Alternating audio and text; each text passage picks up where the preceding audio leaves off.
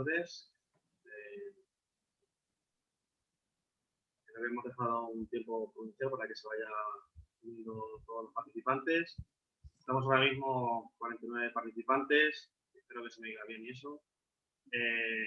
49 participantes no está nada mal, dado el caso de que es un tema un poco específico respecto a otras ponencias que hemos tenido anteriormente. Y bueno, lo primero, buenas tardes a todos.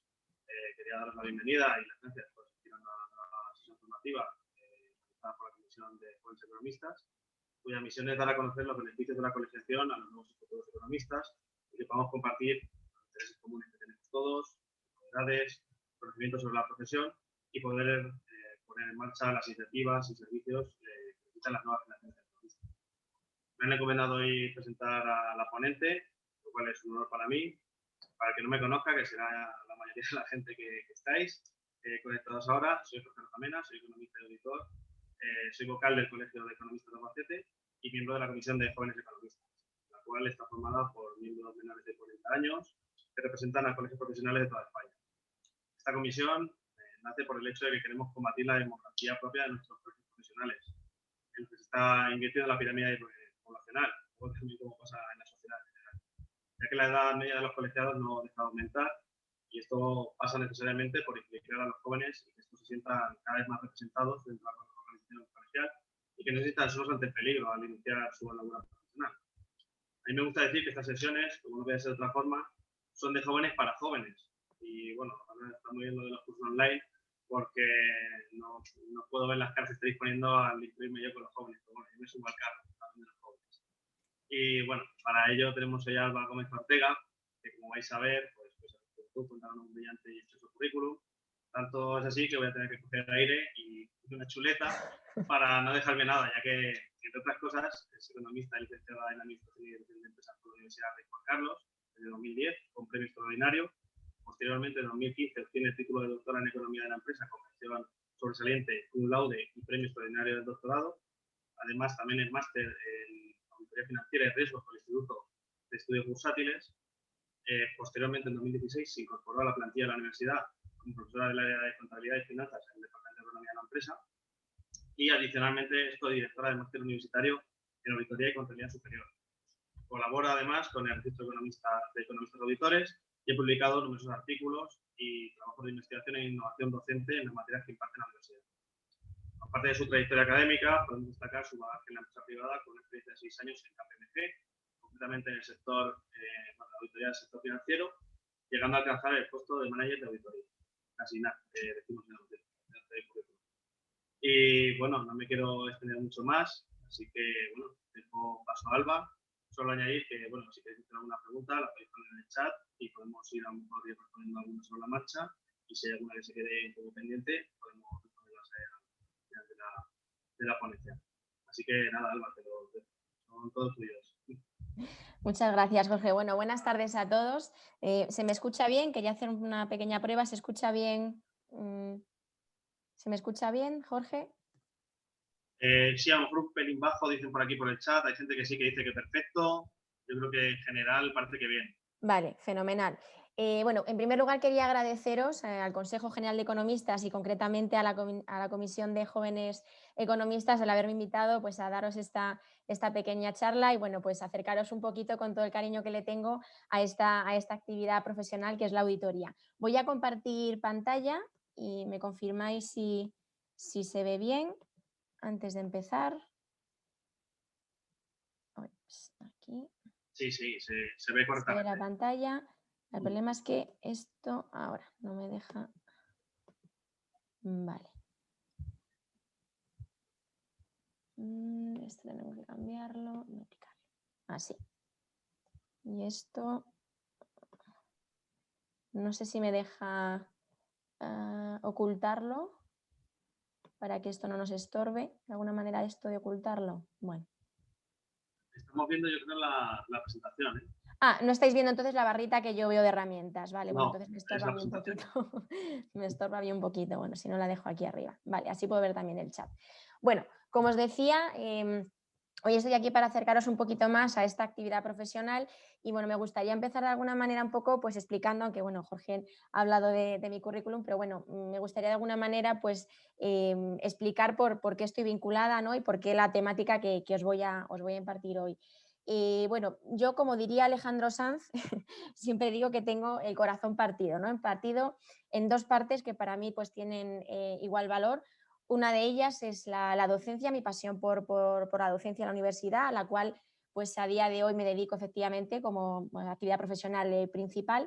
Y la otra, pues la actividad de auditoría, a la cual sigo muy vinculada a día de hoy, como podéis comprobar con la charla que vengo a impartiros y a la que me dediqué pues, durante casi seis años profesionalmente, ¿no?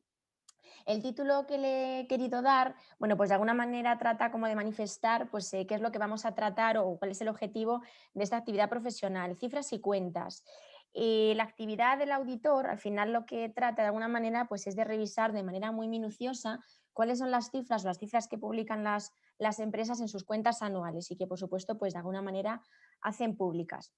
Además, la opinión que emite el auditor acerca de estas cifras que se publican es tenida en cuenta, ¿no? Para la toma de decisiones por parte de multitud de stakeholders, ¿no? De empresas, instituciones, empresarios y personas físicas, ¿no? Relacionadas con esa empresa o que buscan una relación futura con esa empresa que se está auditando. Y además existen multitud o diferentes tipos de auditoría, pues auditoría de cumplimiento normativo, compliance, auditoría de procesos operacional, de calidad, pero nosotros nos vamos a centrar en el día de hoy en la auditoría de cuentas como actividad profesional. Entonces, antes de empezar, no sé por qué no me deja ahora. Antes de empezar a explicaros cositas, me gustaría que a través del chat, si queréis, pues de manera muy rápida, penséis en auditoría de cuentas y me digáis qué palabra se os viene a la cabeza, ¿no? Qué palabra, palabras o qué imagen se os viene a la cabeza o qué os sugiere esta auditoría de cuentas. Y espero poder verlo. A ver. No sé si me deja ver el chat al estar compartiendo. No me deja ver el Nos dicen chat. por aquí, Alba, Sí, contabilidad. Por ejemplo, contabilidad, contabilidad, control. control, ¿qué más? Venga, animaros. Lo primero que se os venga a la cabeza, ¿eh? No quiero por ahora, es por después comparar un poquito si lo que hemos explicado, pues de alguna manera os ha servido para aclarar un poquito esa imagen. Informe, control y estrés, responsabilidad Sí, social. el contrato de responsabilidad Imagen fiel social. también. Vale, para énfasis, bueno, ya cositas bastante más concretas. Ya lo estoy viendo, ¿eh, Jorge? Obligación legal. Imagen fiel, muy bien, imagen fiel también, bastante concreto. Bueno, más o menos. Contabilidad, transparencia, salvedades. Vale, fenomenal. Control también, estrés, bastante, bastante peculiar, denegación de opinión, escepticismo.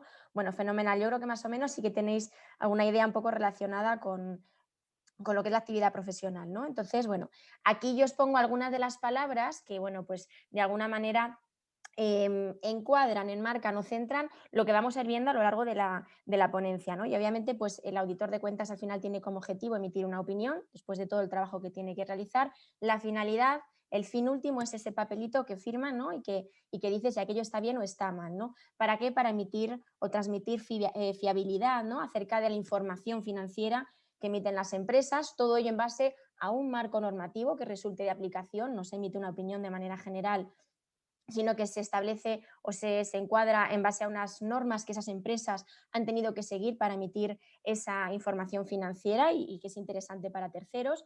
Responsabilidad, como hemos comentado también, toma de decisiones, bueno, un poquito enmarca lo que habéis comentado en el chat, ¿no? ¿En qué consiste la auditoría de cuentas? Si tuviéramos que de alguna manera definir, ¿no?, esta actividad profesional, una de las normativas clave para esta profesión y que, bueno, después comentaré un poquito más adelante es nuestra LAC, ¿no? La Ley de Auditoría de Cuentas del 2015, donde nos define, en cierto modo, pues en qué consiste esta actividad profesional, ¿no? Revisar y verificar esas cuentas anuales, que es información pública, ¿no?, que las empresas remiten de manera anual, y otros estados financieros, por supuesto, contables que están relacionados e incluidos en estas cuentas anuales, que se elaboran, como ya decía, con arreglo a un marco normativo específico y que, bueno, de alguna manera, bueno, pues el objetivo principal, como ya decía, es emitir ese informe acerca de la fiabilidad, ¿no? De si esas cifras que se están comunicando y que van a servir como base para la toma de decisiones y que puede tener efectos o influencia sobre terceras personas, instituciones o empresas, pues si es fiable o no lo es, ¿no? Aquí una cuestión muy importante que quería destacar en relación con esta definición, ¿no? Necesitamos tener en cuenta que para poder revisar esa información y poder concluir en ese informe si las cuentas anuales reflejan o no la imagen fiel de una empresa. ¿Qué es la imagen fiel? Oye, pues la veracidad, ¿no? La situación real económico-financiera, ¿no? Las operaciones que esas entidades han realizado. Si de alguna manera eso se refleja, necesitamos poder acceder a información de esa entidad, ¿no? Y donde es muy importante o donde entra el papel fundamental de la colaboración, ¿no? Muy complicado en muchos casos, difícil a veces de conseguir y hay que hacerles ver de alguna manera a los clientes que estamos ahí para colaborar con ellos, pero que necesitamos que ellos también de alguna manera nos ayuden, ¿no? Para poder obviamente pues, acceder a toda la información necesaria para poder verificar, ¿no? Esa colaboración fundamental.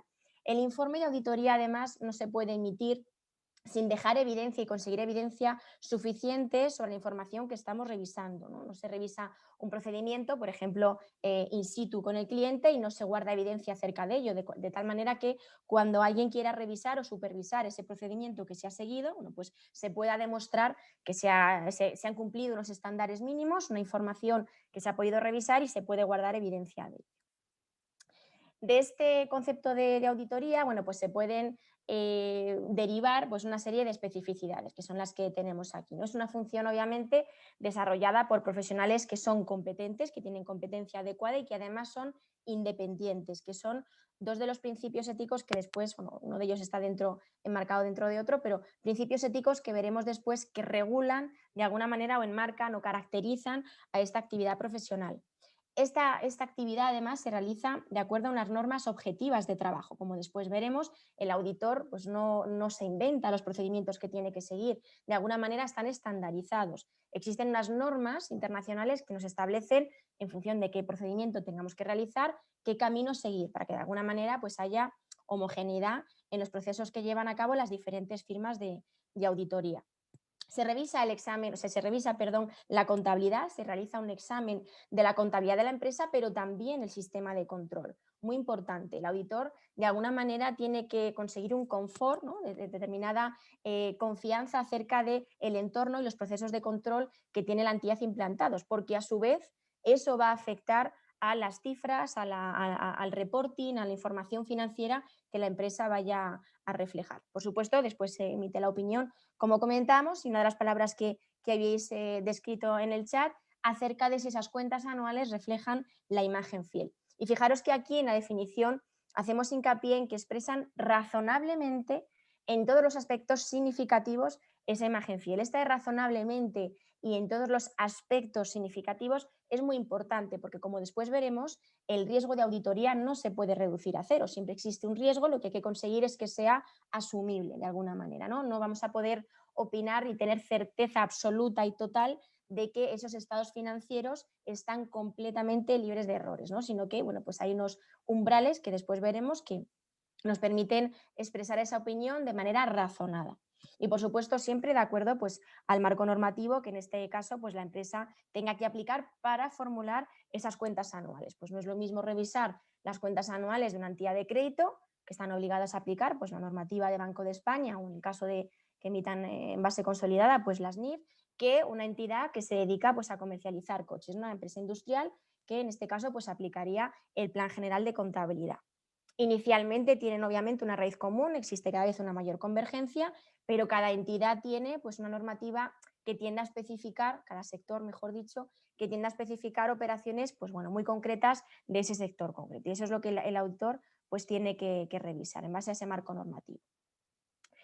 ¿Qué normativas, si de alguna manera tuviéramos que resumir, como he intentado en esta diapositiva, qué normativas regulan la auditoría de cuentas o cuáles serían un poco las más importantes que tendríamos que visualizar, ¿no? Bueno, pues aquí tenemos un poco las más importantes, como os decía, la LAC, la Ley de Auditoría de Cuentas del 2015 y el Reglamento de Desarrollo que se aprobó en 2021. Diréis, bueno, pues esto es un poco raro, tenemos primero una ley del 2015 y después un reglamento que la desarrolla, pero que es posterior, ¿no? Casi seis años posterior a esta Ley de Auditoría de Cuentas. Es un reglamento, bueno, pues que ha tenido un proceso bastante pues, tedioso, ¿no? Hasta que bueno, pues se ha publicado, ha experimentado un procedimiento pues, bastante profundo, tratando de alguna manera pues, de encontrar cuáles son los resquicios que en la Ley de Auditoría pues, se necesitaba un mayor apoyo, una especie pues, como de amplificación de información, ¿no? de complementar esa información y bueno, pues vio la luz en enero del 2021.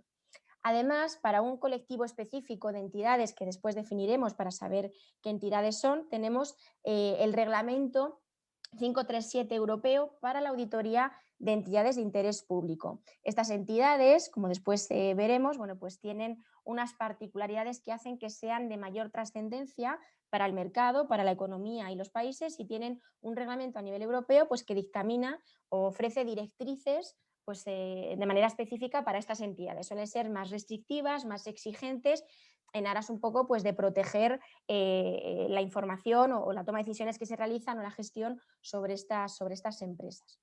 Además, como ya adelantaba antes, el IASB emite unas normas comunes, unas normas internacionales de auditoría, que son las que nos van a dictaminar qué procedimientos seguir un poco en cada caso, ¿no? Pues normas que nos dicen qué tipo de opinión, qué tipo de estructura debe seguir la opinión de auditoría, qué cuestiones hay que tratar en ese informe, si tenemos que realizar un procedimiento determinado sobre, por ejemplo, pues, proceso de ventas, cómo tenemos que abordar el muestreo en ese proceso de ventas, de qué manera tenemos que definir los criterios. Bueno, pues estas guías en multitud de procedimientos que tienen que realizar los auditores nos dictaminan cuáles son los pasos a seguir, ¿no? Para que de alguna manera esto sea bueno, pues homogéneo para todas las firmas. Después cada firma auditoría pues de alguna manera hacen como su adaptación, ¿no? Su adopción con metodologías que desarrollan internamente pero que siempre deben cumplir estas NIAS. Aquí en España concretamente aplican las NIASES, que son las normas internacionales de auditoría adoptadas aquí en España.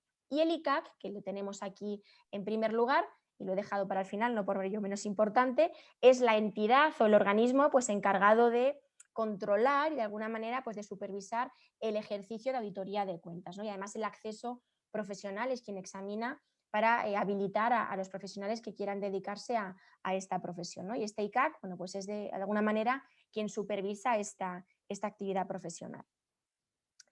Además, podemos hablar de diferentes tipos o clases de auditoría, ¿no? Tenemos, por un lado, pues auditorías en función del sujeto. La auditoría de la que yo os voy a hablar hoy es la auditoría externa, es cuando bueno, pues se contrata o bien de manera obligatoria o de manera voluntaria, como después veremos, pues con una firma auditora independiente externa a la empresa para que nos realice esa revisión y concluya acerca de si nuestra información financiera refleja la imagen fiel o no. Pero después tenemos también entidades, como por ejemplo las entidades de interés público, que además están obligadas a tener pues, un departamento de control interno, de auditoría interna, donde bueno, pues, los procedimientos difieren un poquito de lo que yo os voy a contar hoy, pero bueno, que también es importante que sepáis que existen. Por supuesto, auditorías en función del tipo de entidad que se audite, pues auditorías públicas o privadas, en función del objetivo, ya os lo decía al comienzo, ¿no? Auditorías de cumplimiento, operativas, nosotros nos vamos a centrar en la auditoría de cuentas, en función del sector, aquí por tipologías, pues, entidades del sector financiero, que es bueno, pues sobre todo en lo que yo más especializada estoy, entidades de seguros, constructoras, etcétera. En función del alcance, yo os voy a hablar de la auditoría, o dar algunas pinceladas de la auditoría de estados financieros de cuentas anuales, ¿no? La auditoría que se realiza anual para opinar sobre ese ejercicio completo, pero existen otro tipo de auditorías parciales de alcances limitados. Por ejemplo, cuando una entidad pues, se va a fusionar con otra o va a absorber otra sociedad y se quiere realizar una auditoría de balance para comprobar de alguna manera pues, que esos datos que se han tomado, esa información que se ha tomado para establecer el valor de la entidad que se va a absorber y conocer qué activos y pasivos se van a incorporar en la entidad resultante, pues de alguna manera se validen, ¿no? Se verifiquen. En función del origen del mandato, esta distinción es muy importante.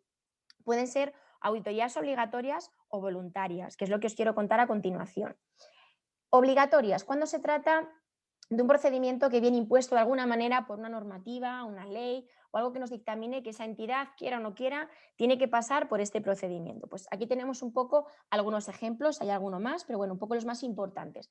Entidades cotizadas, entidades que coticen, sí o sí, tiene que pasar procedimientos de auditoría de manera obligatoria, ¿no? Y de manera anual. Entidades que hayan emitido obligaciones. Entidades que se dediquen a intermediación financiera, una entidad de crédito, un banco, obligatoriamente tiene que estar auditado. ¿Por qué? Bueno, porque al final, bueno, pues se supone que la auditoría, como después veremos, como una necesidad social, tiene que proteger los intereses, ¿no?, de terceros, y en este caso una entidad de crédito, una entidad financiera, bueno, pues de alguna manera pues, gestiona, ¿no?, opera con los ahorros y bueno, pues con las inversiones de terceros, ¿no?, en el mercado.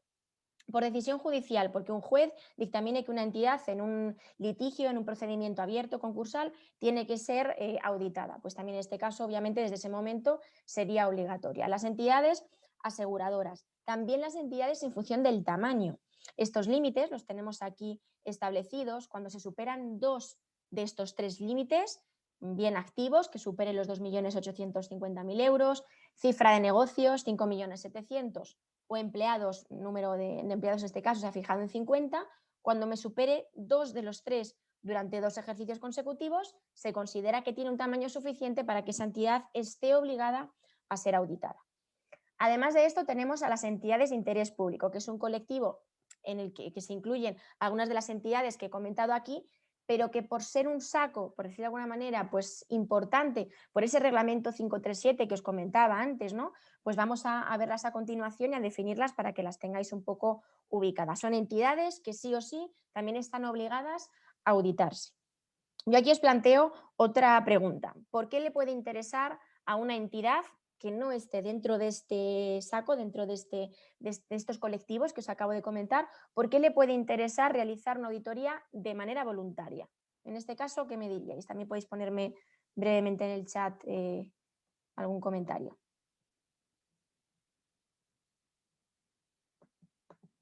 A ver, prestigioso. ¿Por qué más? A ver, alguna cosita más, así con palabras: confianza, obtener financiación, conflicto de interés, pedir financiación. Vale, todo lo que estáis comentando aquí, al final, ¿hacia qué va? Un poco hacia la confianza, la fiabilidad, la transparencia, muy bien, también lo estáis comentando. Para facilitar la toma de decisiones, bueno, para que esa toma de decisiones se tome en base a una confianza, ¿no? Transparencia, expansión internacional, efectivamente, muy bien. Para invertir en la empresa, nuevamente para toma de decisiones, ¿vale? Muy vinculado a todo esto. Efectivamente, cada vez más son las empresas que de manera voluntaria pues deciden de alguna manera pues solicitar estos procedimientos, ¿no? Aunque no estamos obligados, queremos realizarlas, llevarlo a cabo, bueno, también un poco para saber cómo están, no solamente para, bueno, pues de cara a terceros, que es lo más importante que habéis comentado, ¿no? Transparencia, fiabilidad, seguridad en la toma de decisiones, ¿no?, sino también de manera interna. Oye, pues llevamos 5 años operando, somos una empresa relativamente nueva, queremos saber en qué situación estamos, ¿no?, qué cuestiones podemos mejorar, si estamos haciendo las cosas bien, también de manera un poco, pues, desde el punto de vista del management o de decisiones para la propia empresa, ¿vale? Muy bien.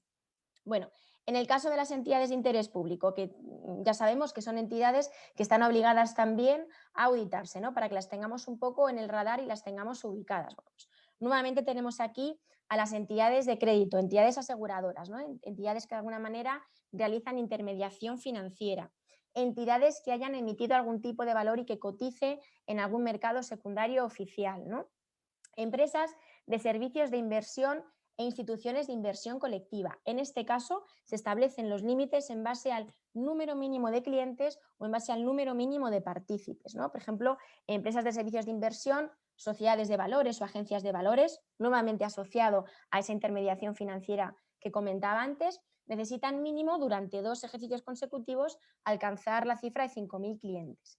Y en el caso de las instituciones de inversión colectiva, pues se habla de partícipes o accionistas en este caso. ¿Alguien sabría decirme qué es una institución de inversión colectiva para saber un poco de lo que estamos hablando? ¿Qué es una institución de inversión colectiva? ¿Alguien sabría decirme? Gestora de fondos, efectivamente, la gestora de fondos es una gestora de ICES, los fondos de inversión. son formas de canalizar inversiones de pequeños o grandes inversores. Generalmente, pequeños inversores pueden acudir, obviamente, pues de alguna manera a buscar rentabilidad extraordinaria a los ahorros que tienen, pero también pueden ser pues, grandes familias o grandes inversores que tienen grandes patrimonios y que de alguna manera constituyen esas ICES para pues, sacarle rentabilidad y que se gestione de alguna forma. Son vehículos de inversión, fondos, sociedades de inversión, y siempre que estos fondos o sociedades de inversión superen ese límite de 5.000 partícipes, las sociedades gestoras que las gestionen pues también serán consideradas como de interés público, ¿vale? A medida que esos fondos, pues así dices, tengan un mayor volumen de partícipes dentro, obviamente pues habrá, digamos, más intereses que proteger. Lo mismo ocurre con los fondos de pensiones. Al final también es un sector de inversión, en este caso con unas características un poquito más especiales, y aquí el número de partícipes para que se consideren entidades de interés público pues se establece en 10.000, ¿vale? También fundaciones bancarias, grupos de sociedades, grupos holding en los cuales la dominante es una entidad de interés público, pues también se consideraría como grupo EIP. También por tamaño, fijaros que antes hemos comentado que por tamaño las entidades pueden estar obligadas a auditarse, estos límites son mucho mayores, pero por supuesto el límite anterior es mucho más restrictivo, pero para considerarse entidad de interés público los límites son los que se establecen aquí, ¿vale? Porque no solamente hablamos de tamaño para tratarse de entidades obligadas a auditarse, sino también a otras cuestiones que específicamente le aplicarían a estas entidades PIE, ¿vale? En este caso se habla de cifra de negocios pues, superiores a 2.000 millones de euros, entidades pues, bastante grandes, y de 4.000 empleados, ¿vale? Aquí debe cumplir los dos durante 2 ejercicios consecutivos, ¿vale? Superar estas cifras. ¿Qué importancia tiene esta actividad profesional? Un poco ya lo estabais comentando antes, ¿no? Lo que comentábamos, todo iba un poco encaminado a hablar de una necesidad, ¿no? Una actividad que en principio es como una necesidad, si me lo permitís, social, ¿no? Es relevante, en cierto modo imprescindible, y sobre todo aquí quería un poco destacaros que adquiere relevancia, ya remontarnos un poquito años y décadas atrás, pero bueno, que adquiere relevancia e importancia sobre todo cuando en una sociedad de capital se produce separación entre quienes gestionan y quienes son los propietarios, ¿no? A aquellos accionistas o propietarios de la sociedad les interesa muy mucho saber qué es lo que están haciendo, ¿no? Cómo los administradores están gestionando esa empresa y si lo están haciendo bien, ¿no? Entonces, ahí sobre todo en ese punto en el que se produce esa separación, pues esta actividad profesional adquiere una relevancia muy importante, ¿no? Esto remontándonos un poquito pues, a los orígenes. Como ya habéis dicho, pues aporta transparencia, ¿no? Las entidades que someten de manera voluntaria, ¿no? Sus cuentas anuales a procedimientos de auditoría, pues de alguna manera están demostrando, están queriendo decir somos transparentes, ¿no? No tenemos nada que esconder y esto lo puede revisar pues, una entidad y opinar acerca de ello sin ningún tipo de problema. Transmite fiabilidad. Además, es mucho más evidente esa necesidad pues, con los mercados cada vez más globalizados, entidades que operan en un mismo instante en diferentes mercados, en diferentes puntos del mundo, ¿no? Al mismo tiempo, ¿no? Pues, cada vez se requiere un poco más esa comparabilidad o esa fiabilidad en la información para proteger intereses de los usuarios. Esto es lo que hemos comentado un poco desde el principio. ¿Quiénes pueden ser estos usuarios de la información? ¿Quiénes me diríais que pueden estar interesados en la información financiera que emiten las empresas? ¿En qué tipo de usuarios pensaríais? Ponérmelo también por el chat. Ay, que me voy. A ver qué tipo de usuarios pueden estar interesados en las entidades, inversores, ¿vale? Este es como el más claro, accionistas, posibles inversores. Este es el que siempre suele estar claro. Administraciones públicas también, por el tema fiscal, ¿no? Probablemente, o por subvenciones a lo mejor que se les hayan concedido y que quieran saber cómo se están utilizando, ¿no? Estas subvenciones. Entidades financieras, efectivamente, a la hora de conceder financiación. Muy bien, los empleados, los propios trabajadores, de manera interna, nos puede interesar qué tal está nuestra empresa, ¿no? Y que se someta a procedimientos de auditoría. Oye, que esas indemnizaciones que pagan, que esos despidos sean los adecuados, ¿no? y los establecidos por ley. Proveedores también, muy bien, saber si esta entidad a la que yo le voy a prestar un servicio es solvente, tiene garantía. Fijaros, no solamente los inversores, que es un poco pues, el stakeholder que inicialmente siempre pensamos en el usuario de la información más directo, pero cualquier tercero que pueda estar interesado por algún motivo y que por supuesto centrará su importancia, su análisis o un poco su diana, ¿no? Pues en cuestiones un poco más específicas en base a lo que necesite de esa información, ¿no? Vale, pues necesidad social, importante para la economía y la sociedad en general. Preguntas que nos solemos hacer, ¿no? Que nos soléis hacer cuando de alguna manera pues, empezamos a hablar de esta actividad. ¿El auditor de cuentas tiene como objetivo la detección de fraude? La respuesta inicial es no. El objetivo principal del auditor de cuentas no es buscar fraude, no es la detección de fraude. Sin embargo, sí que es cierto que bueno, pues, escándalos financieros o bueno, pues, situaciones económicas o quiebras importantes que se han producido o bueno, pues, que han sacado un poco, han puesto en entredicho el papel del auditor, también de bueno, pues, agencias calificadoras o instituciones supervisoras, pues sí que han destapado de alguna manera un poco la importancia o han dado un poquito más de responsabilidad, ¿no? O de importancia al papel del auditor en esa detección de fraude. Implica que su objetivo inicial es esa verificación de la imagen fiel de las cuentas anuales, pero por supuesto, si hay algún indicio, ¿no? Hay algo que no nos huele bien o hay algún indicio de que pueda estar cometiéndose fraude o que se haya podido hacer algún tipo de malversación con algún tipo de actividad de la empresa, pues de alguna manera el auditor está obligado a tirar del hilo y llegar un poco hasta el final, ¿no? Y elevarlo pues donde sea necesario. Obviamente lo que sí está claro es que cuando el auditor revisa en esos procedimientos y esa información financiera refleja la imagen fiel o no, pues de alguna manera está tratando de detectar errores, ¿no? Esto sí que forma parte de manera más natural pues, de la actividad del auditor. ¿Cuál es la diferencia fundamental entre error y fraude? La intención. Obviamente, cuando una entidad o un gestor, ¿no? Un administrador o alguien pues, realiza una operación que se considera fraudulenta, se supone que lo hace de manera intencionalizada, ¿no? Lo hace con intención, sabiendo que lo que está haciendo en principio pues, no es lo adecuado, no es legal o no es bueno, pues en unos marcos pues, aceptables, ¿no? De actuación.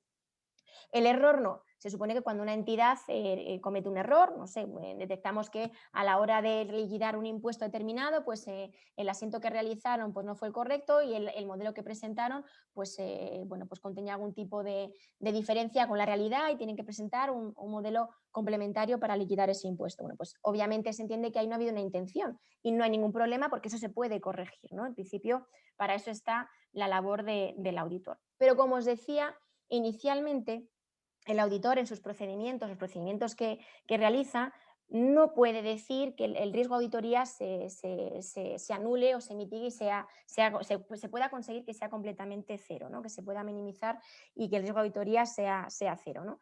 Por la propia naturaleza de los procedimientos que realiza, por los tiempos que se manejan, porque es imposible revisar absolutamente todo hasta las comas, ¿no? que tenga una entidad. Y de alguna manera pues se tiene que establecer una serie pues, de umbrales, que es aquí donde tenemos que introducir ese concepto de materialidad, a partir del cual el auditor pues, empieza a poner el foco en esas áreas, a partir del cual el auditor considera que los errores sí deben corregirse y no se pueden quedar en los estados financieros y de alguna manera pues, establecer un filtro, ¿no? También, por supuesto, pues dependerá mucho pues, del entorno de control que la entidad tenga, ¿no? Si esos controles funcionan o no funcionan. Todo eso hará que el riesgo de auditoría pues, sea mayor o menor y en base a eso pues, que tengamos que auditar más o menos. Pero que es muy importante que sepamos que es imposible, muy difícil que el riesgo de auditoría pues, se minimice y se anule por completo, ¿no? Otra cuestión que nos solemos preguntar, ¿y qué responsabilidad tiene el auditor de cuentas? ¿Dónde está el límite entre lo que pues, la entidad tiene responsabilidad o es responsabilidad del auditor? ¿Quién tiene responsabilidad acerca de lo que se opina, ¿no? Bueno, pues el auditor, obviamente, como decíamos antes, y como es una actividad que se considera necesaria socialmente, ¿no? y que en principio sirve para proteger intereses en el mercado, ¿no? En la economía, pues tiene responsabilidad por ello, ¿no? Y esa opinión que constituye el objetivo principal del informe, pues al final condiciona de alguna manera pues las decisiones que tomen terceros. Y el auditor tiene que responder ante esto, ¿no? Tiene responsabilidad, se puede incurrir en responsabilidad de alguna manera si esas decisiones de terceros se ven afectadas, ¿no? De alguna manera por esa opinión que el auditor ha emitido. ¿Qué tipo de responsabilidad? Pues responsabilidad pues, civil, incluso penal y por supuesto administrativa. Existe en la LAC un régimen completo de infracciones, ¿no? que están contempladas y sanciones, ¿no? Que se les pueden imponer a los auditores como consecuencia pues, de cometer este tipo de infracciones, ¿no? Entonces, bueno, pues aquí nos podríamos preguntar, si yo comienzo a trabajar en una firma auditora y, no sé, llevo 2 años trabajando, ¿yo puedo ir a la cárcel? Bueno, tampoco es eso, ¿no? Hay que de alguna manera, pues tener en cuenta que el que firma el informe, pues no es la persona que acaba de entrar a trabajar en la firma, ¿no? Ni el jefe de equipo que lleva 3 años trabajando, sino que es un socio habilitado con firma registrada, ¿no? Que puede emitir esa opinión y que, por supuesto, es al que le vincula de alguna manera, pues a esa opinión, ¿no? Pues la persona que acaba de entrar y que forma parte del equipo como ayudante, pues no va a ir a la cárcel, ¿no? Responsabilidad también, por supuesto, profesional. En este sentido, pues más de tipo corporativa o reputacional, ¿no? Pues los escándalos financieros que han salido y que enseguida salen en las noticias, ¿no? Y que vinculan al auditor a una firma específica, pues hacen mucho daño, ¿no? Y esto pues hace también que, bueno, el auditor se guarde muy mucho, pues, de seguir procedimientos adecuados. Ojo, teniendo en cuenta que cuando leemos un informe, como decía antes, y lo remarcábamos aquí, tenemos unos umbrales. El auditor habla sobre razonabilidad, sobre esas cifras, ¿no? Y esa materialidad, pues es muy importante tenerla en cuenta. En las NIAS se puede decir de alguna manera que esa materialidad o que una información es material si la omisión o la no corrección de esa información, ¿no? De alguna manera modifica o afecta a la decisión de un tercero. Es decir, si ese tercero conociese esa información que se está omitiendo o ese tercero conociese esa información de manera corregida, habría tomado una decisión pues diferente a la que ha tomado con esa información que contiene esos errores, ¿vale? Si esto ocurre, se entiende que esa información es material y que el auditor pues tiene que revisarla o tiene que corregirla. Precisamente por la importancia que venimos un poco comentando del papel del auditor y esta responsabilidad que tiene, ¿no?, en ese papel que realiza, pues es muy importante conocer que existen unos códigos deontológicos, unos principios éticos que, por supuesto, están obligados a cumplirse, ¿no? Están obligados a de alguna manera, pues respaldarse por todos aquellos profesionales que desempeñen esta actividad. En función del código que se consulte y a qué nivel, ¿no?, pues nacional, europeo, el organismo que lo haya emitido, podemos encontrar algunas diferencias a la hora de listar estos principios éticos, pero estos 4 que tenemos aquí, bueno, luego tenemos aquí otro pequeño cuadrito hablando de escepticismo que ahora os contaré, pero estos 4 principios que tenemos aquí son comunes a todos ellos y podemos decir que son los principios fundamentales y que son generalmente aceptados por el sector o por la profesión de auditoría. Y vamos a ir viéndolos un poquito cada uno de ellos. Competencia profesional. Esa competencia profesional recoge una serie de características que son las que tenemos aquí. Pues es evidente que se requiere o se presupone una formación técnica adecuada, ¿no? Pues una persona que, no sé, tiene una formación técnica para, qué sé yo, pues está en la recepción de un hotel para recibir llamadas, se entiende que no tiene la formación técnica adecuada para, bueno, pues para acceder a esta profesión, ¿no? Pues un graduado, un titulado, un licenciado, un diplomado con conocimientos en economía, en administración de empresas, en contabilidad, en finanzas, se entiende que tienen esa formación técnica más afín o más adecuada, ¿no? Experiencia, bueno, aquí me diréis, bueno, pues si una persona que acaba de entrar a una firma ALBA, pues experiencia tendrá 0, ¿no? Bueno, como después comentaremos, experiencia obviamente adecuada en base a la responsabilidad que se le asigne dentro del equipo, ¿no? Pues la experiencia que se le exige a una persona que acaba de entrar en la firma, pues va a guardar relación con las pruebas de auditoría que va a realizar dentro del equipo, ¿no? No es lo mismo la responsabilidad que se le va a pedir, pues, al gerente o al supervisor de ese equipo que al ayudante que acaba de entrar, ¿vale? Experiencia a razón de la responsabilidad que se le va a exigir o de los procesos o pruebas que va a realizar dentro del equipo. Capacidad profesional. Esa capacidad profesional sí es un poco una ecuación de suma, ¿no?, entre esa formación técnica y la experiencia que se va adquiriendo a lo largo del tiempo y que nos permite, pues, realizar juicios, ¿no?, tener un criterio a la hora de dictaminar una determinada cuestión en el proceso que estamos realizando. Y la habilitación profesional, por supuesto, tenemos a nuestro ICAC que examina de manera oficial bueno, pues aquellos profesionales que quieran conseguir esa firma, ¿no?, que quieran poder firmar informes, emitir opiniones y que de alguna manera pues quedan habilitados. La diligencia debida, un principio ético muy importante. Esta diligencia debida guarda relación con saber actuar de acuerdo a, pues, la situación específica que se nos va dando, al requerimiento de ese procedimiento que estamos realizando y a tener una ejecución, pues, cuidadosa, ¿no?, precisa y oportuna. Muy importante que desde el principio se le deje claro al cliente cuál es nuestra función, ¿no?, que no confunda, que no malinterprete nuestros servicios. Nosotros no estamos allí para darles un servicio un poco ad hoc o a lo que ellos les interese, ¿no? Tenemos que seguir unos procedimientos estándares establecidos y emitir una opinión, independientemente de lo que a ellos les interese, ¿no? En ese caso, estaríamos actuando pues debidamente según esa diligencia debida. Actuar de manera íntegra y objetiva. Bueno, pues aquí lo importante es no asociarse a sabiendas con informes, información, declaraciones cuando se entiende que son erróneas, ¿no? O es falsa, o cuando no contiene información adecuada, cuando se omite información, ¿no? Bueno, me diréis, bueno, Alba, entonces no podemos auditar una entidad que, bueno, pues, que tiene errores, una entidad que está ocultando información. No, cuando auditamos este tipo de entidades no estamos perdiendo nuestra integridad y nuestra objetividad siempre y cuando emitamos el informe adecuado. Emitamos un informe que esté modificado con salvedad, pues con opinión desfavorable, incluso de negación de opinión, ¿vale? Eso es mantener esa integridad o esa objetividad, no asociarse con informes positivos, informes favorables, siempre que se den estas situaciones, ¿no? Ser capaces de actuar de manera íntegra y objetiva. El escepticismo profesional. Esto es una cuestión, una característica que es intrínseca, ¿no? Por naturaleza al auditor y se debe de alguna manera pues, desarrollar, ¿no? Y hay unas palabras, un conjunto de palabras que me gustan mucho mencionar al respecto, ¿no? Mente inquisitiva. Estas palabras me encantan, ¿no? Describe muy bien un poco ese escepticismo profesional. Cuando nosotros llegamos a un cliente tenemos que tener esa mente inquisitiva y estar en especial alerta, pensar que vamos a ir y vamos a encontrar errores, ¿no? Independientemente de cuál sea la experiencia anterior con el auditor, la experiencia anterior con el cliente en esa auditoría o independientemente de la integridad que se haya manifestado públicamente sobre los responsables de la administración, ¿no? Me da igual que sea el directivo más comentado en la revista Forbes, me da igual, yo tengo que tener esa mente inquisitiva y esa especial alerta, sobre todo con cuestiones, como os indico aquí, pues que guardan relación con el futuro de la empresa, ¿no? Con el cumplimiento de la empresa en funcionamiento, de ese principio, ¿no? De cuestiones que tienen que ver con provisiones, con valoración de activos y de pasivos, ¿vale? Siempre pues, tener esa mente inquisitiva. Juicio profesional, muy importante también. Ser capaces con esa formación que tenemos y esa experiencia de justificar adecuadamente una decisión que tomamos por juicio.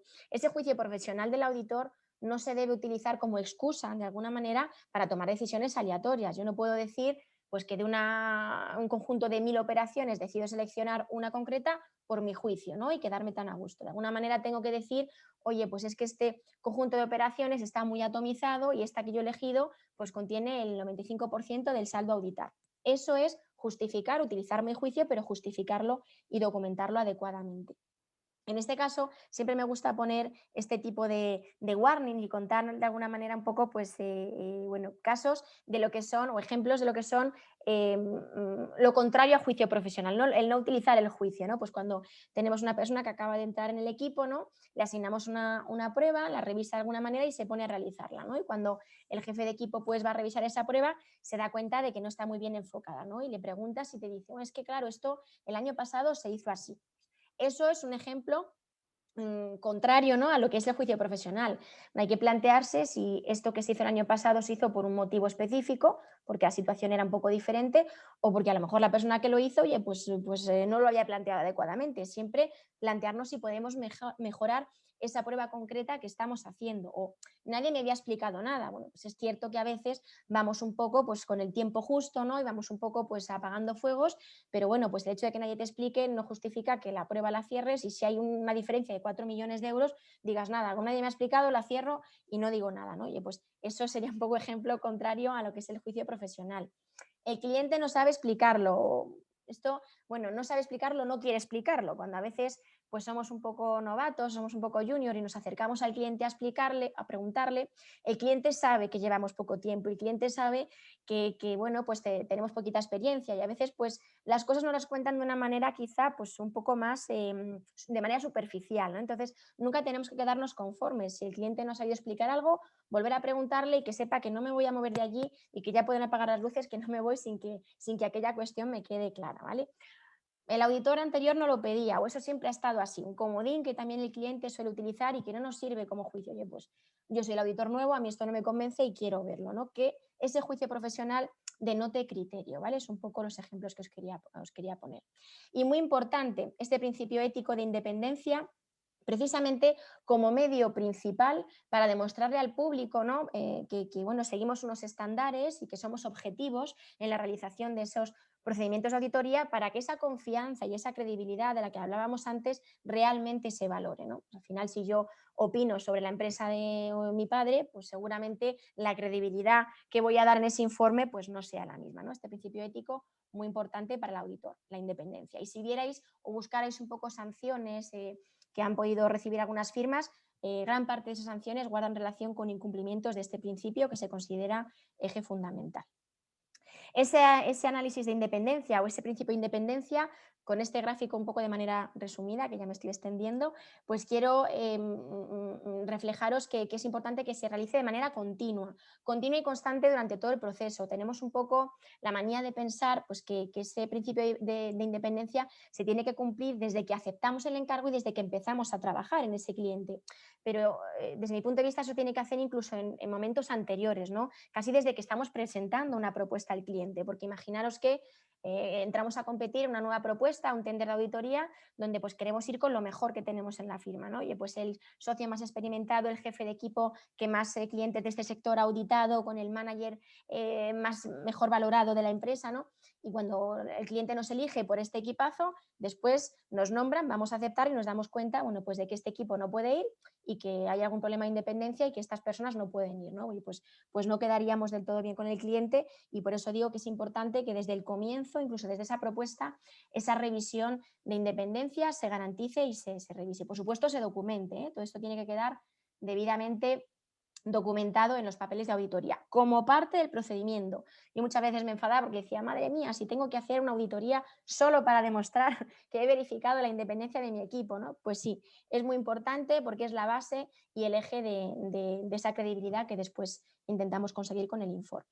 ¿Qué nos podemos plantear aquí desde vuestro punto de vista? Oye, ¿qué puedo hacer para ser auditor de cuentas? Cositas que normalmente pues, nos soléis plantear, ¿no? Cuando de alguna manera queréis preguntar qué se puede hacer para acceder a una firma auditoría. Oye, necesito hacer un máster. Bueno, como ha dicho antes Jorge, yo soy codirectora del máster que ofrecemos, además con el Consejo de Economistas, pero bueno, como tal no es que sea obligatorio. Quiero decir, si a la firma auditoría le llegan 15 currículums y de alguna manera quiere filtrar por mayor formación, sí que es cierto que el tener un máster en auditoría ya es un indicador de que, bueno, pues tenéis cierto pensamiento, ¿no? De hacia dónde os queréis ir, os habéis de alguna manera empapado de qué es esto, ¿no? De alguna manera ya habéis probado, ya sabéis un poquito en qué consiste esta profesión, pero como tal no es que sea obligatorio. ¿Necesito tener el ROAC? Bueno, pues inicialmente no. Oye, pues para realizar pruebas como las conciliaciones bancarias, que es lo que se suele asignar, ¿no? Cuando comienzas en tu primer año en una firma auditora, oye, pues no se pide que tengas el ROAC. Es más, mi consejo es que inicialmente pues probéis un tiempo, si aquello os gusta, ¿no? De alguna manera, y si es así, oye, pues sí que os lo planteéis. Tampoco dejarlo mucho, ¿no? Porque luego ya cuando la presión por sacar el ROAC llega a ser importante, sobre todo bueno, por un tema de promoción, ¿no? Pues luego ya el tiempo no es el mismo del que se dispone, pero como tal no es necesario para poder entrar a una firma auditora. Si es necesario después para firmar informes, ¿no? ¿Necesito tener conocimientos previos de auditoría? Se valoran, pero no es obligatorio. Las firmas de auditoría sí quieren que tengáis ciertos conocimientos básicos, ¿no? Relacionados con vuestros títulos de economía, contabilidad y finanzas, pero después ellos van a dar formación específica que de alguna manera, bueno, pues consiguen moldearos un poco, ¿no? Bajo lo que a ellos les gusta, bajo su perfil, ¿no? De alguna manera ellos os van a formar bajo su molde, ¿no? Y me gusta un poco decir esto. ¿Se requieren capacidades especiales? Bueno, pues se valoran quizá características pues, relacionadas con gestión de equipos, con personas pues, más extrovertidas, ¿no? Que tengan capacidad pues, de comunicar, ¿no? Que bueno, pues sean abiertos a retos, ¿no? Que tengan quizá disponibilidad pues, o apetencia por movilidad, ¿no? Pues de alguna manera un poco pues, ese tipo de perfiles. ¿Qué buscan las firmas auditoras en un candidato? Bueno, esto, preguntas que también nos soléis hacer. La semana pasada justo estuvimos en una semana de empleabilidad, también de acceso a profesiones y esta era una de las cuestiones que más preguntaban. No hay una fórmula exacta, no podemos decir las firmas buscan esto, trata de conseguirlo, sino que es un compendio un poco de todas estas cuestiones, que de alguna manera sí sepan, eso sí gusta, ¿no? Que sepan, o sea, que sepáis a dónde vais, ¿no? Cuando aplicáis a este tipo de firmas, que ellas vean que sí sabéis dónde os estáis metiendo, ¿no? No es ahí, no, yo pasaba por aquí, conozco esta torre y quería ver a ver si yo puedo entrar aquí, ¿no? Porque por currículum queda bien, ¿no? Que de alguna manera demostréis que sí sabéis dónde estáis entrando, ¿no? Ya sea porque queréis hacer una carrera temporal allí, porque genera una formación pues muy, muy buena, ¿no? Te permite conocer muy bien las entidades y las organizaciones o ya sea porque queréis hacer carrera allí, ¿no? Que eso quizá es más difícil tenerlo claro desde un principio. ¿Cómo se puede acceder a estas firmas? Pues es cierto que inicialmente los másters son una vía de acceso porque a través de las prácticas pues os permiten daros a conocer, pero también existen procedimientos que de manera periódica estas firmas abren al público, abren a terceros, a profesionales, a estudiantes que se acaban de graduar para que apliquéis a esos procedimientos, ¿no? Y en todas las páginas de estas entidades, de alguna manera, pues tienen apartados de recursos humanos donde van publicando pues, periodos, fechas o plazos que abren para aplicar a procedimientos específicos para algún tipo de demanda o necesidad que tengan en algún sector de auditoría. Preguntas que también nos soléis hacer acerca de cómo se organiza un equipo de auditoría, qué rol puedo tener, ¿no? Bueno, pues los equipos de auditoría se organizan mediante escalones, ¿no? Y esto guarda un poco relación con lo que os comentaba antes acerca de la experiencia y la responsabilidad. Esos equipos generalmente están formados, pues hay algunas personas que se consideran pues, ayudantes, ¿no? O digamos pues, auditores con menor experiencia a las que se les va a asignar unas pruebas un poco más sencillas, por decirlo de alguna manera, y a las que les deposita un menor volumen o menor grado de responsabilidad. Esas personas que entran en las firmas como ayudantes pues pueden estar un par de años para poder llegar a ser jefes de equipo, pero fijaros que en menos de 2 años, 3 años, podéis llegar a dirigir vuestros propios equipos y ya asumir ciertas responsabilidades pues, de cara a gestionar trabajos, supervisar y asignar, ¿no? Después de llegar a jefe de equipo, bueno, pues podéis estar 3-4 años hasta que podáis llegar a ser pues, supervisores e incluso gerentes, ¿no? Gerentes que ya, bueno, pues el rol cambia un poquito porque ya es un rol más comercial, un gerente pues de alguna manera gestiona equipos desde otro punto de vista, supervisor y quizá no tanto trabajo de campo, pero sí de alguna manera pues de coordinación, de más relación con cliente para cuestiones pues, más importantes como las reuniones con los directores financieros, con el consejo, etcétera, ¿no? De alguna manera, esta actividad profesional pues garantiza como unas promociones, ¿no? Si todo va bien y haces las cosas bien, pues te garantiza de una manera anual pues una cierta promoción, lo cual pues para una persona pues que acaba de empezar en una actividad profesional es alentador, ¿no? Y es un incentivo bastante importante. Generalmente cuando comienza el año de auditoría, que suele ser más o menos en septiembre, se hace como una especie como de asignación de cartera de clientes, ¿no? Nosotros lo llamamos el in-house. Esta asignación de clientes se establece pues, para cada uno de los equipos, ¿no? A través de los gerentes. Oye, pues tú como gerente vas a tener este cliente, y en cada uno de estos clientes vas a tener estos equipos que se te han asignado, ¿no? Entonces se realizan unas planificación por semanas, de tal manera que todas las personas inicialmente, porque luego esto cambia mucho, pues inicialmente sabe en qué semana va a estar en cada cliente y con qué equipo va a poder contar, ¿no? Entonces, cuando nosotros terminamos en ese cliente, en las fechas en las que establecían el planning, ¿nos olvidamos del trabajo de ese cliente? Pues normalmente no. Yo me gustaba decir o hacer mención mucho a una mochila invisible, ¿no? Que cargas cuando te vas de un cliente y que generalmente pues vas llenando y que tenemos que aprender a gestionar para irla descargando, ¿no? Que no sea tan pesada que ni siquiera podamos levantarnos de la silla.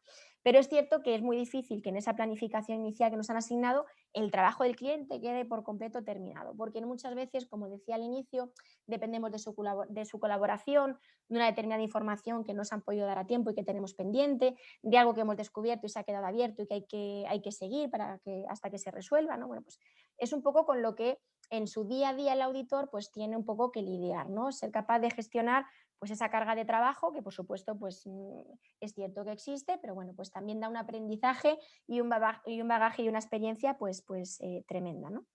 Y es un poco cómo funcionaría el día a día del auditor. Para aquellos que empiecen, pues lo que se aconseja, lo que yo siempre suelo aconsejar es llevar las cuentas anuales del cliente del año anterior para saber un poquito qué normativa aplican, qué hace esa empresa, qué tipo de ingresos tiene, gastos, ¿no? Y eso pues con una lectura un poquito previa a la llegada del cliente, pues oye, pues se agradece con la normativa que resulte de aplicación, ese marco de información financiera sobre el cual vamos a opinar y tenemos que ver si la entidad la ha aplicado, llevarle también con nosotros y bueno, pues ir un poco preparados para lo que nos vayan a mandar.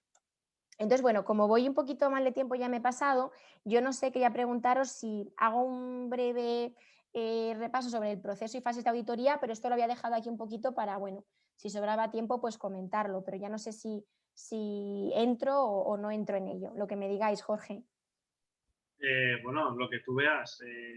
Yo creo que si nos podemos extender un poquillo no hay problema. Vale, si queréis, en lugar de entrar tanto en detalle en lo que a lo mejor tengo las diapositivas, pues por lo menos que sea un poquito el proceso, que es una forma, yo creo, para terminar un poco la ponencia. Si os parece bien, pues lo hacemos. Como tú ¿vale? veas, es que la verdad es que está súper interesante. O sea, yo prisa no tengo, porque se acabe. Pues venga, Vale. yo lo voy a hacer, ¿vale? Porque es una forma un poco de, oye, pues hemos visto los principios éticos, para qué sirve la auditoría, qué podemos hacer para entrar y, oye, pues ahora vamos a ver qué es lo que se haría, ¿no? Una vez que consiguiésemos entrar en las firmas. Bueno, las fases de auditoría, bueno, yo las he dividido un poco pues en estas que tenemos aquí, vamos a ir viendo un poco cada una de ellas. Hay como una fase previa, que es ese contacto con el cliente, establecer un poco los fees, presupuesto, demás, que ahora vamos a comentar un poquito. Una fase de planificación que es importantísima, sobre todo para esa mochila imaginaria que yo comentaba antes, que no crezca de manera exponencial y de manera muy rápida, ¿no? Ser capaces de planificar muy bien antes de entrar en el cliente. Fijaros, tenemos dos fases previas que son muy importantes antes de entrar a realizar las pruebas como tal, las pruebas de campo. Esa fase de ejecución, que obviamente pues, es la que más dura, porque al final es cuando estamos allí con el cliente un poco peleando para revisar todo. Y luego pues una fase en la que vamos a ir cerrando, emitiendo conclusiones y emitir el informe. No termina ahí, sino que después de esto tenemos una parte muy importante de archivo de toda la documentación, del backup que tenemos que guardar para futuros procesos de supervisión y de control de calidad, ¿vale? Entonces, como os decía, en esa fase previa, cuando contactamos con un posible cliente o un cliente que ya inicialmente pues, nos ha elegido para realizar la auditoría, ¿no? Oye, pues tenemos que especificar y dejar muy claro cuál va a ser el alcance de nuestro trabajo, ¿no? Para de esa manera establecer los recursos que vamos a necesitar de manera adecuada, entender un poco el entorno de la empresa, su actividad, qué objetivos tenemos que alcanzar en esa auditoría específica, ver qué normativa vamos a tener que revisar. ¿Cuál le resulta de aplicación? Oye, pues si aplico una normativa que resulta que no conozco porque es americana, oye, pues a lo mejor no puedo asumir esa auditoría, ¿no? Tenemos que saber cuál es la que resulta de aplicación. De alguna manera, en base a todo esto, pues establecer cuál va a ser el coste de la auditoría y en base a eso poderle ofrecer un presupuesto y fijarle unos fees a mi cliente, ¿no? Viendo un poco cuál es el margen que a mí me va a quedar. En base a ese fee que nosotros conseguimos negociar con el cliente, pues decir, pues con este fee yo voy a tener este tiempo para realizar la auditoría y es muy importante que me colabores porque día que tarde adicional de esto, respecto de esta duración que hayamos establecido, día que te voy a tener que cobrar, ¿no? ¿Dónde vamos a realizarlo? Cuestiones tan importantes como, oye, tengo que ir a tu oficina, porque si tengo que ir y me tengo que ir hasta, pues no sé, hasta León, pues tengo que meterte en ese presupuesto esos costes de desplazamiento. ¿Los asumes tú? ¿Asumo yo las dietas? Todo esto hay que verlo.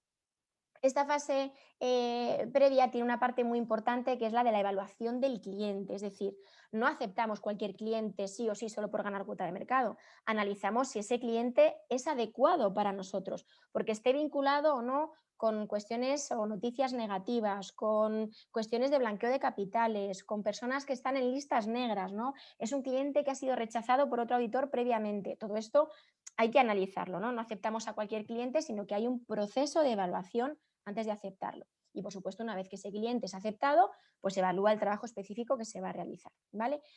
Como resultado principal de esta fase, oye, pues aceptar el nombramiento que nos hayan hecho y que esto se quede registrado y que oficialmente nosotros seamos los auditores, ¿no? Y ya firmar ese contrato con ellos y la carta de encargo.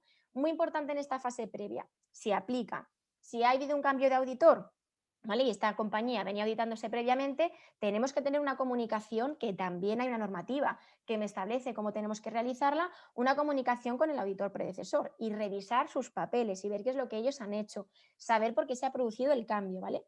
Cositas muy importantes, fijaros que aún no estamos ni siquiera en la oficina con el cuaderno y el ordenador auditando, pero que son los pilares antes de comenzar.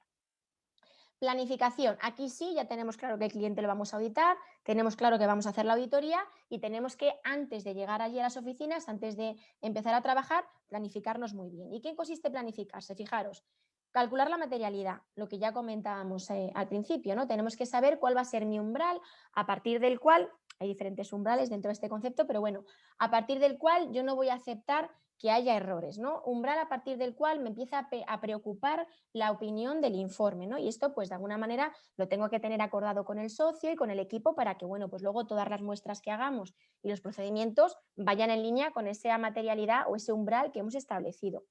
Muy importante aquí el envío de la petición de información al cliente. Oye, pues yo voy a ir, no sé, dentro de 3 semanas. Pues que sepas que voy a ir dentro de 3 semanas y que voy a necesitar toda esta información de partida, que luego sobre la marcha te iré pidiendo más, pero cuando vayamos allí, si tú ya me tienes preparado todo este listado de información, podemos arrancar. Si vamos allí y empezamos de cero y no tenemos nada, pues a lo mejor en vez de 2 semanas estamos un mes, ¿vale? Importantísimo ese envío de petición de información. Empezamos con esa materialidad también a establecer cuáles van a ser las áreas más importantes para mi auditoría. ¿Dónde voy a encontrar mayor riesgo?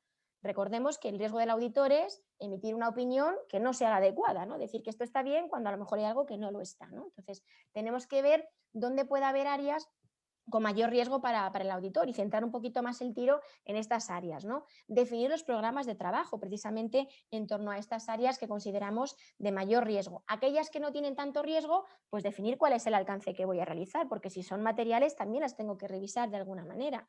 Ver si voy a necesitar especialistas. Pues el auditor no puede saber absolutamente de todo. Generalmente contamos con gente de fiscal, gente de TAS, gente de sistemas, ¿no?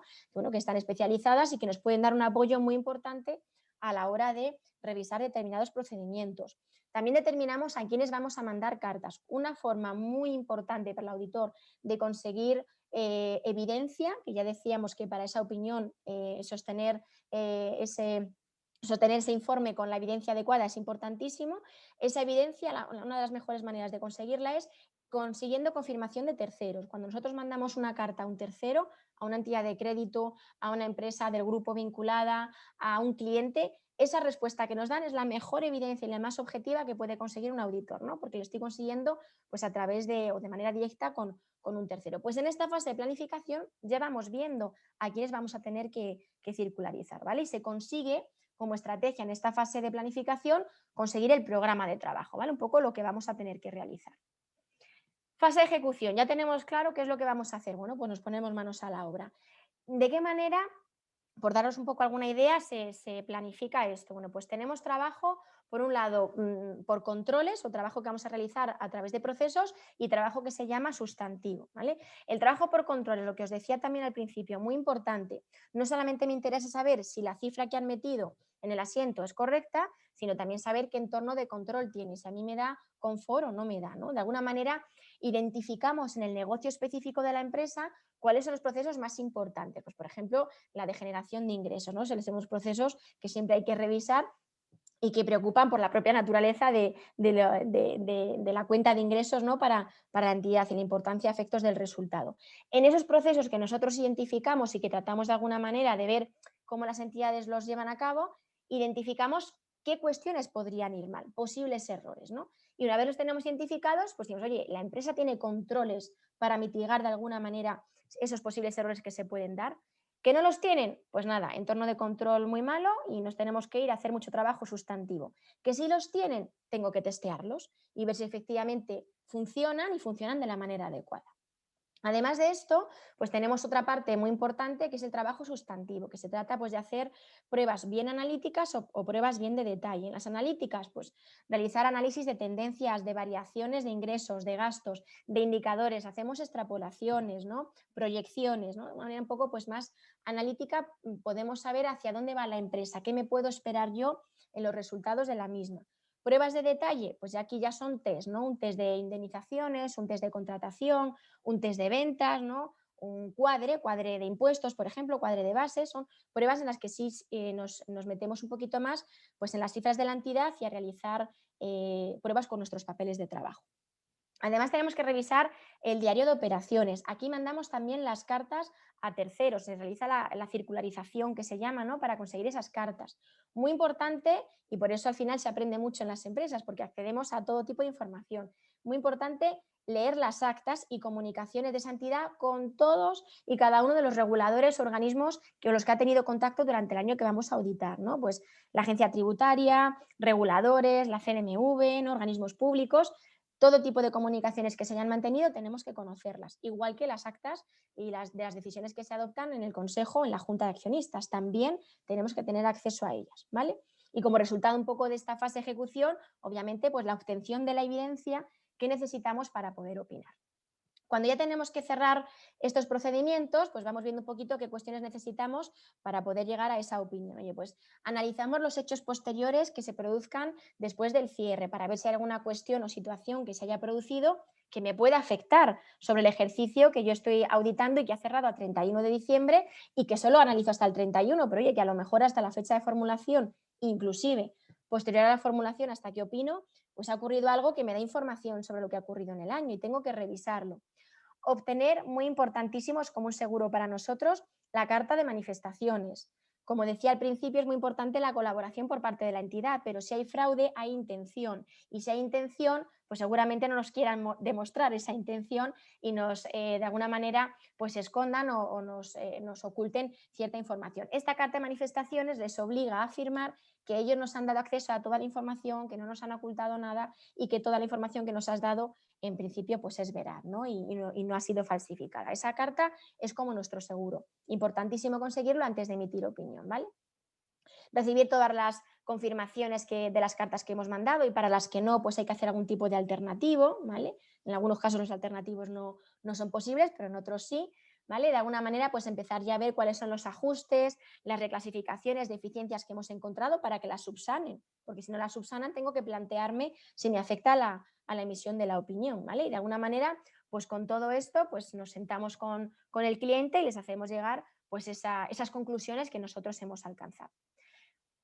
Última fase, digamos, de la parte de ejecución, pues esta fase de informe, ¿no? Ya emitimos el informe, se firma y en el caso de algunas entidades, bueno, pues no solamente es obligatorio este informe de opinión, sino que además hay otros informes complementarios o adicionales, concretamente sobre todo en el sector de entidades financieras, es donde se suele exigir estos informes adicionales, ¿vale? Pero bueno, una vez ya hemos conseguido concluir y cerrar, se emitiría ese informe de opinión.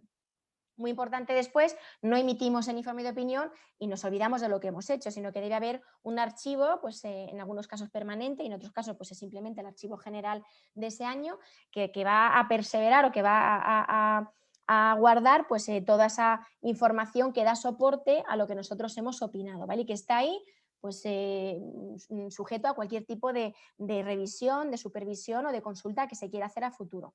Porque después hay una labor muy importante sobre todo por parte del ICAC, aunque las firmas de manera interna también realizan estos procesos, y es revisar de alguna manera la calidad o los procedimientos que han utilizado los auditores para poder soportar esa opinión que han emitido, ¿no? Y bueno, pues esta fase de calidad y supervisión es importantísima para todos.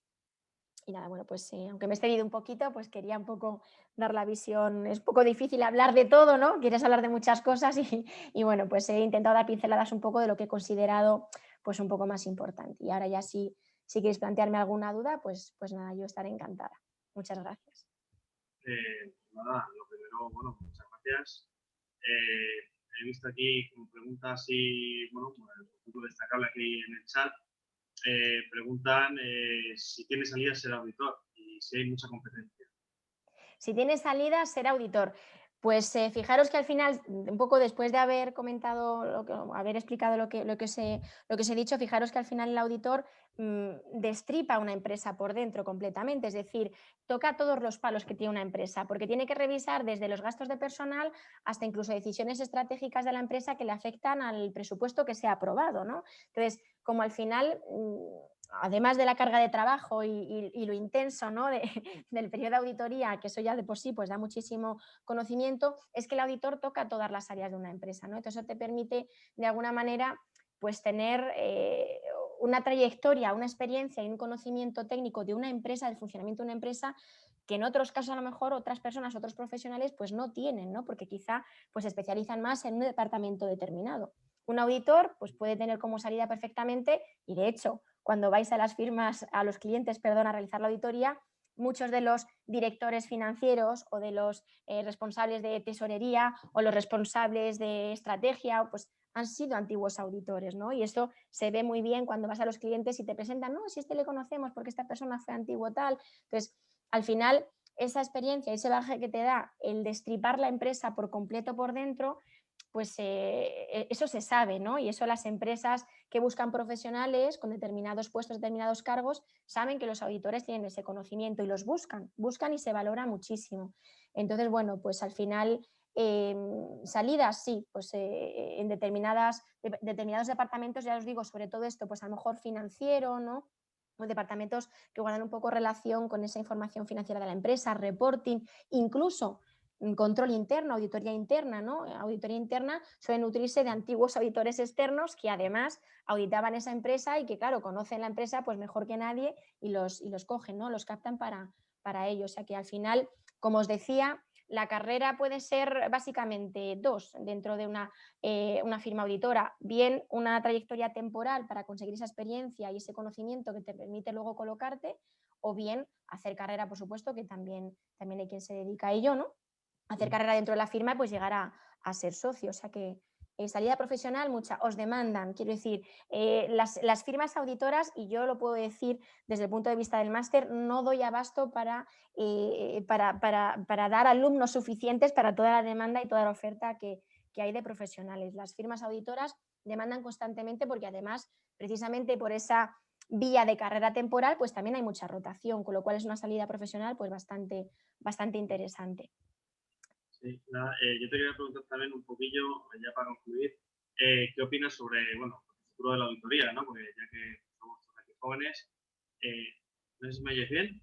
Se escucha un poquito, te he perdido un poquito, no sé si he sido yo como móvil. Nada, que ya que somos aquí pues todos jóvenes, todos los asistentes, creo que eso nos interesa a todos, seguro, el futuro de la auditoría, ¿no? Cómo puede afectar la robotización, las nuevas tecnologías, el blockchain, si puede ser una amenaza a los auditores o puede ser una oportunidad.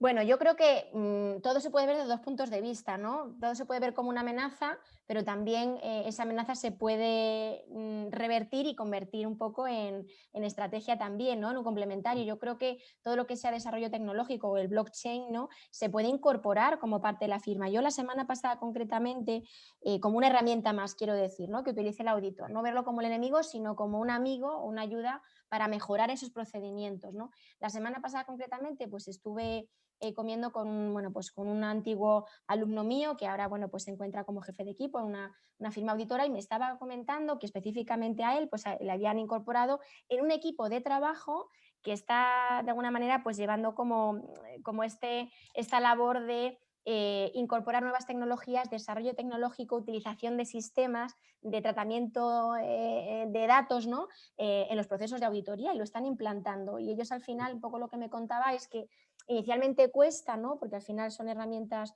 en ocasiones complicadas, bueno, pues de gestionar o de entender, pero lo están viendo o lo están intentando ver como una posible ventaja a futuro, que les ahorre costes en tiempo, que les ahorre costes sobre todo en cuanto a riesgos, ¿no?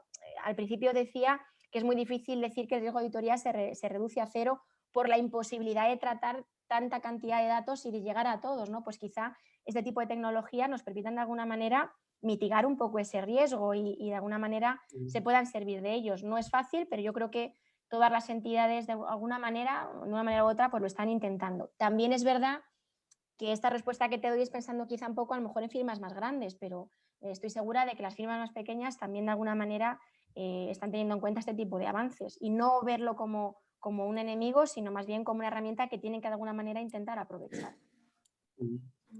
Bueno, no sé si... Alba, perdón, Jorge, para acabar y quedan un par de preguntas, ¿vale? Nos preguntan que cuáles son las mejores firmas de auditoría y si se puede compaginar el oficio de auditor con otro oficio. A ver, sobre las mejores firmas, yo no me voy a pronunciar claramente porque no hay una respuesta. Yo creo que depende un poco, digo, porque es evidente que, como ha comentado inicialmente Jorge, yo he trabajado en una firma grande, una de las Big Four, pero no tiene por qué ser, digamos, la mejor salida o la mejor opción. Yo creo que depende un poco del perfil de cada uno, también de la oportunidad que surja, también yo creo que quiero ser un poco clara al respecto, la oportunidad que surja y un poco de lo que se busca, ¿no? Creo que todo tiene su pro y su contra, ¿no? Su ventaja y su inconveniente. En firmas más grandes, obviamente, como las Big Four, pues este tipo de recursos, por ejemplo, tecnológicos, ¿no? O herramientas un poco más, bueno, pues más punteras, seguramente se puedan conocer, pero también es cierto que la relación quizás es un poco más diferente con el trabajador, ¿no? Pues son firmas muchísimo más grandes y quizás el conocerte pues sea un poco más difícil, ¿no? Nos aclaran por aquí que más que las mejores es las más prestigiosas. Sí, parece que aclaran dentro de las Big Four, pues se habría, no sé qué, bueno, pues entiendo que esto es como en el fútbol, ¿no? Que un año está bien el Real Madrid, otro año está bien el Barcelona y que, bueno, pues que... Pues al final dentro de las propias Big Four yo creo que esto igual, depende un poco de las oportunidades que surjan. Yo creo, o sea, si me preguntáis a cuál aplicaría, pues a la que podáis entrar. Quiero decir, no creo que ninguna de ellas sea peor o mejor que la otra, sino un poco pues donde surja esa oportunidad para entrar. Si bien es cierto que si quieres elegir con un criterio, pues puedes de alguna manera ver qué tipo de clientes auditan. O sea, quiero decir, por ponerle un poco de cabeza, porque, o de sentido, o de darle algún tipo de criterio específico, porque como tal, por características, todas son multinacionales, todas operan en diferentes países. Si te interesa, por ejemplo, la vocación internacional y todas tienen clientes grandes de diferentes sectores, ¿no? Pues quizá un criterio podría ser, oye, pues ver qué tipo de clientes auditan, en qué sectores están presentes y si me interesa alguno específico o si a lo mejor esa entidad ofrece cuestiones un poco más diferentes que otras. No sé si esa firma te ofrece un programa en el que tú estás X años en auditoría y después puedes irte a otra de las ramas que ofrecen. ¿Qué ramas en la consultora ofrecen además de la auditoría? ¿No? Son características que un poco podéis mirar vosotros, pero en realidad entre ellas, como tal, es un poco decir si hay una más prestigiosa que la otra. Podéis ver escándalos financieros en los que hayan podido estar envueltas, ¿no? Pero eso pueden ser cuestiones pues, puntuales o situaciones extraordinarias que se hayan producido, pero como tal decir que una tiene más prestigio que la otra. También existen rankings, por ejemplo, de recursos humanos, ¿no? Ranking de empresas mejor valoradas por los trabajadores, ahí podéis mirar también.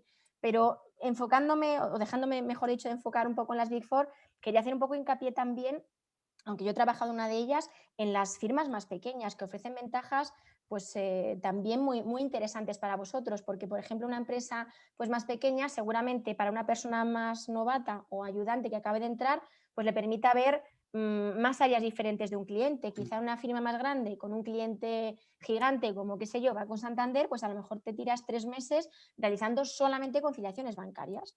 Entonces, a lo mejor una firma un poco más pequeña que tenga acceso a un cliente un poco pues más un tamaño un poco más reducido, pues te permite tener una visión un poquito más amplia en poquito tiempo. Una persona que acaba de entrar como ayudante a lo mejor puede auditar 6 áreas diferentes en un cliente de auditoría, ¿no?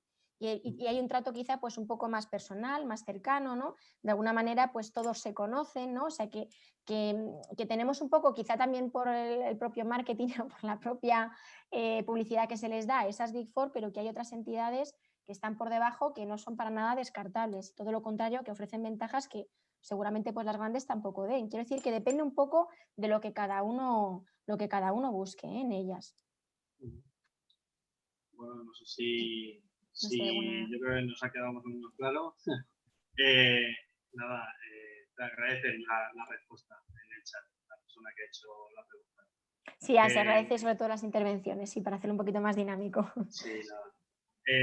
Bueno, no sé si hay alguna pregunta más, y si no, pues... No, yo creo que acabamos aquí, Jorge. Sí. Nada, yo quería agradecerte, Alba, bueno, tu ponencia, la disposición, la cercanía que tienes, se nota la pasión que tienes por la docencia. Es un tema, y por la auditoría también, es un tema muy amplio, el de la auditoría, y no sé si en una hora pues, se puede quedar corto, pero es que nos Sí. dado unas pinceladas muy certeras. Y bueno, yo creo que los jóvenes que se están acercando un poco al mundo de la auditoría pueden hacerse una idea de la profesión, de lo que necesitan, y bueno, es posible contar más y mejor en tan poco tiempo. Poquito tiempo. Sí, nada, me tomo la libertad de, bueno, decirte que tener las puertas abiertas vamos, de la Comisión de Jóvenes Economistas y que Muchas gracias. lo que necesites y esperemos contar contigo con las mismas ponencias también. Sin problema, para lo que queráis. Muchísimas gracias a todos. Muchísimas gracias, Jorge, y a Jóvenes Economistas, a Marcos también, a Sara. Y muchas gracias a todos por aguantarme hasta el final. Que tengáis buena tarde. Igualmente, muchas gracias. Hasta luego. Bueno, muchas gracias a todos y despedimos aquí esta sesión. Hasta luego, buenas tardes a todos. Hasta luego.